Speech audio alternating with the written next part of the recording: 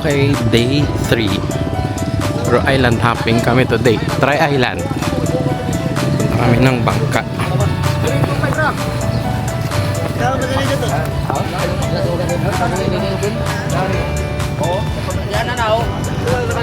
Tapos dito yung ano, sakayan.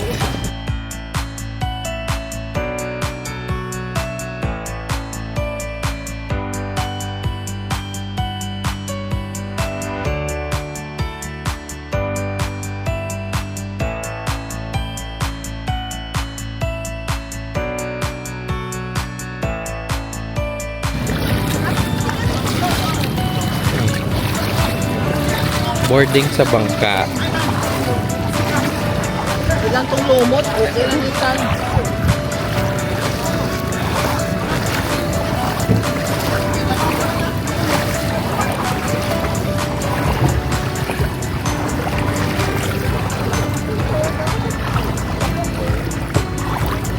Wait lang. Day 2 in Siargao. Day 3 na. Sala.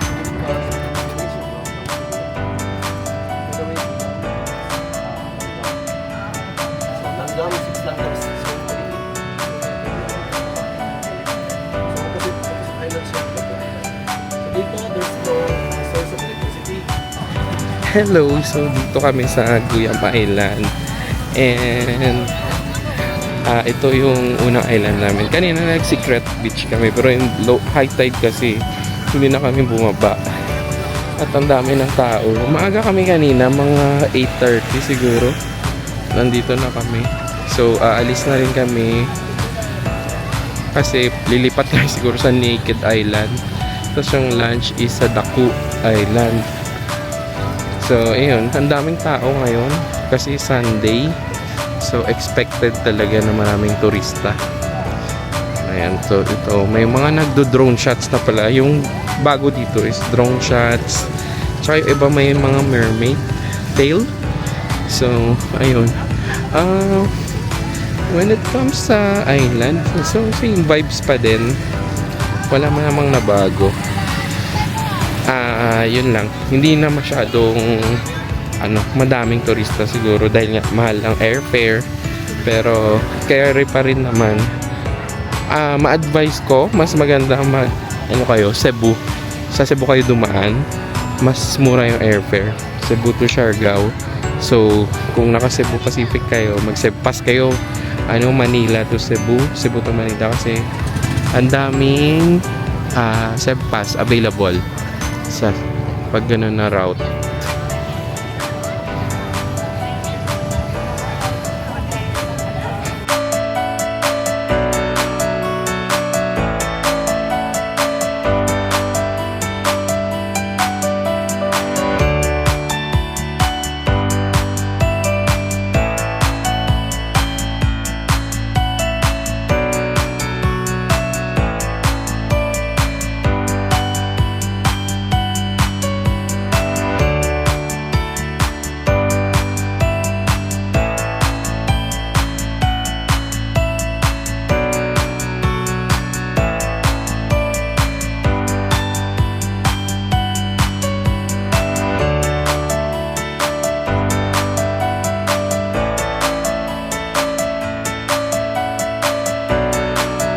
Hello, so dito kami sa Naked Island and Naked, so wala talaga kahit anong structure, lang, lupa lang, so purong powdered siya na sand, and also lang siya, sobrang puti, wala talagang anong structure, puro bangka lang nandito.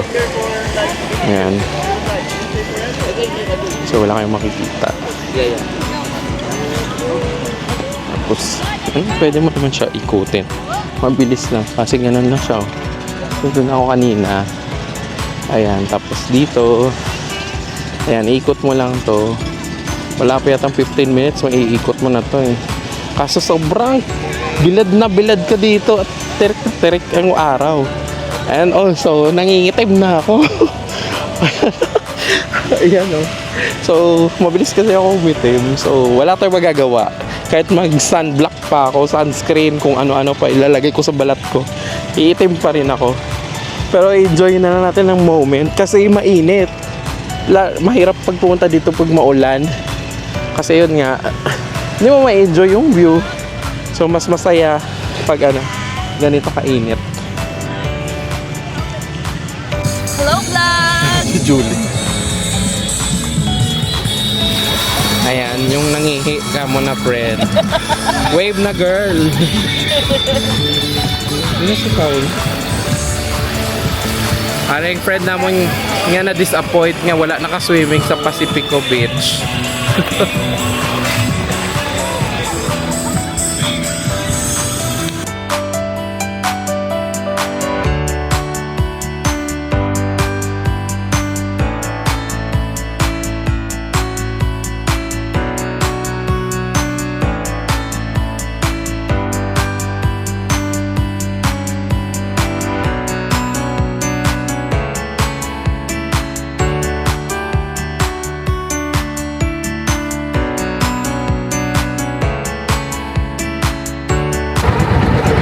We're here na sa Daku Island. Ganda ng no?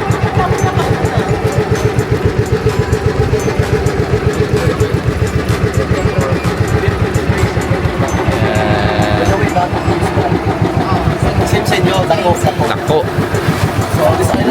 So it's already 12:50 PM and sobrang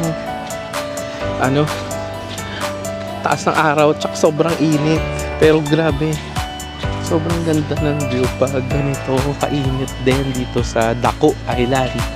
Daku means malaki, Ilonggo or in Bisaya. So yan, sobrang init pero magandang oras para mag video or mag take pictures at mag-swimming, lalo na pag gusto nyong umitim.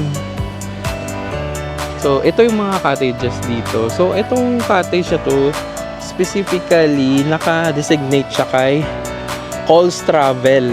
So, yung tour namin, sa Klok na kinuha, under siya kay Coles Travel. So, kung kayo magsha-Siargao, i-avail nyo yung sa Klok.